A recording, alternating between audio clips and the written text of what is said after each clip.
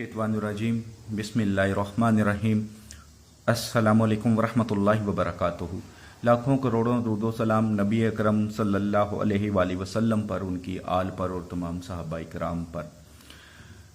आप ऐसा हो ही नहीं सकता कि ये तावीज़ लिखें और जिस इंसान के लिए लिखें उसके दिल में आपकी बेतहाशा मोहब्बत पैदा ना हो। सबसे पहले जो शर्तें बताएं वो पूरी करें। सेकंडली, आपका यकीन कामिल होना चाहिए। पीर कभी कामिल नहीं होता, यकीन कामिल होता है। तो जो मेरे भाई बहन, दोस्त, बच्चे, बुजुर्ग पूरे यकीन के साथ और जो शर्तें बताऊंगा उसको पूरा करके इस तवीज़ को लिखेंगे और हलाल रिश्ते के लिए लिखेंगे, कोई नाजायज रिश्ते के लिए नहीं लिखेंगे, इंशाअल्लाह 100% नहीं 110% उनको फायदा होगा। बस यकीन कामिल होना चाहिए। रूहानी इजाजत के लिए जो मेरे भाई बहन इसको लिखना चाहते हैं, चैनल पर नए हैं, चैनल को सब्सक्राइब करके बेल आइकन पर जाकर आल का जो नोटिफिकेशन आता है उसको प्रेस करें और 41 टाइम दुरूद इब्राहिमी पढ़ के कमेंट्स बॉक्स में इंशाअल्लाह लिख दें। रूहानी तौर पर आपको इजाजत है। तवीज़ इस्लामी महीने के शुरू में किसी भी दिन लिख लें, किसी भी वक्त लिख लें, कोई टाइम नहीं, कोई आपकी जगह नहीं।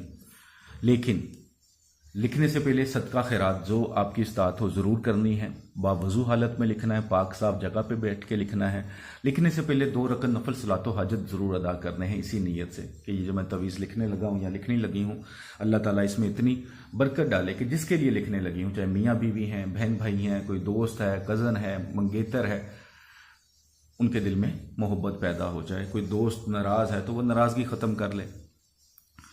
तो आपने सादा कागज़ लेना जो दोनों साइड पे सादा हो, बिल्कुल कोई लाइन ना लगी हो, जैसे ये दोनों साइड पे सादा है, ठीक है, कोई लाइन नहीं होनी चाहिए।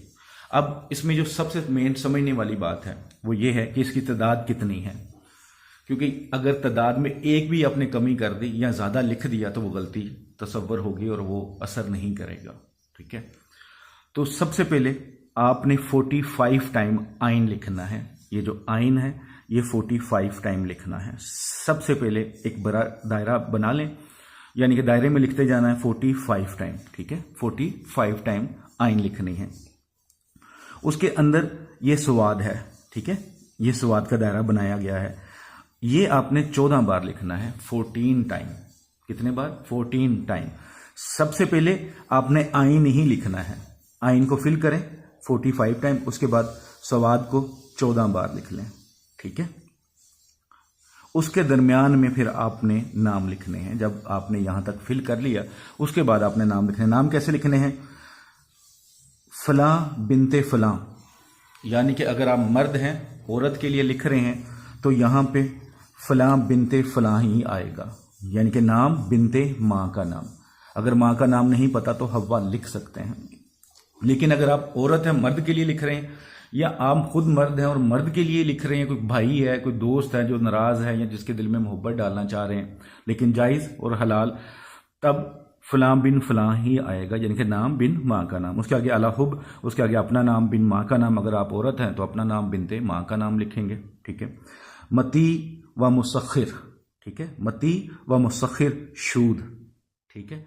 ये इस तरह आपने इस तवीज़ को ब्लैक स्याही से, पेन, मार्कर, पॉइंटर कुछ भी हो, इसको फिल कर लेना है, ठीक है। जब ये आपने लिख लिया तो उसके बाद इस तवीज़ के ऊपर कोई टेप कर लें, ट्रांसपेरेंट टेप कर लें, कोई टेप कर लें या मोम जमा कर लें ताकि इसके अंदर पानी ना जाए। और अगर आप जिधर रहते हैं वहाँ पे चमड़ा वगैरह जैसे तवीज़ बनते हैं मिल जाएंगे तो उसमें डाल लें, चांदी का तो उसमें डाल लें। अगर कुछ भी अवेलेबल नहीं है, ऐसी चीज़ है, चमड़ा भी अवेलेबल नहीं है, चांदी भी अवेलेबल नहीं है, तो ग्रीन कलर का कपड़ा ले लें, उसमें इसको डाल के इसके साथ कोई डोरी बांधें, मजबूत वाली डोरी थोड़ी सी, ठीक है।